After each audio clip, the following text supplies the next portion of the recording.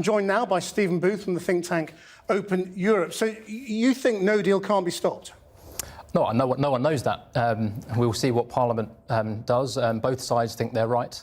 The government is convinced that it can push through no deal without being stopped, and there are those in Parliament that we've heard from just now that think they can. I think the question is, are there the mechanisms available to stop a no deal, particularly if, say, a national government of unity is required and the Labour Party is saying it won't play ball. So I'd question whether the mechanisms are there to stop it. Well, so do you agree with these ideas being attributed to Dominic Cummings, that even if there was a vote of no confidence, Boris Johnson should schedule the election for after October the 31st and just sit it out? Well, that's not for me to decide. I think what I would say is that we have a parliament, 80% of which of the MPs voted to trigger Article 50. Article 50 is a page long. It is very clear what happens if you fail to agree a deal, you leave without a deal. But do you think Parliament has so far rejected 3 opportunities to vote for the deal. So I think he would argue, surely, that the Parliament has implicitly set in train the process of no deal. I mean, Dominic Grieve, you heard there, said in that scenario, the Queen would have to sack him. Is that credible? Well, I don't know. I think we were clearly in completely unprecedented times, and I think by the time the Queen gets involved, we're clearly in desperate straits. I think what I would say... But I mean, the question is, what does constitutional monarchy mean in that scenario? He says we are a constitutional monarchy. The Queen is not just a decorative extra.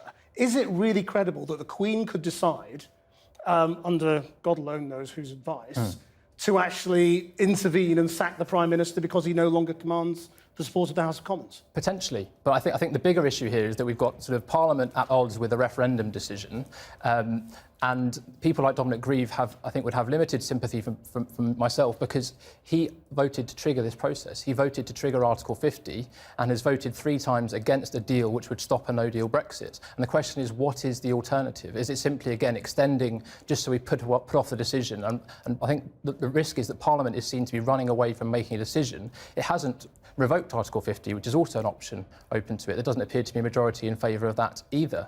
So what Parliament is saying to the people is that we don't want to make a decision. So what do you make of this sort of Parliament versus the people narrative that is clearly being sort of stoked by the number 10 team? Well, I think it's quite an easy script for them to write. As I said, 80% of the Parliament in 2017 voted to trigger Article 50. Presented with a deal, Parliament has on 3 times voted against that. And yes, that's partly to do with 30 or so Brexiteers for who no deal was ever going to be good enough. But 140 MPs, a lot of which are Labour Party MPs, voted to trigger Article 50, but then refused to back a deal. And do you think there's anything Boris Johnson can do now to bring his rebels around? In order to back him on no deal? Yes.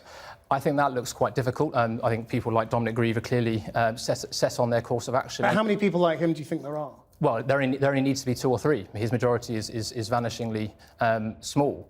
I guess what you also presented in your programme is that there also is the potential for Boris Johnson at the very last minute to present a deal to Parliament and say, look, there is a deal.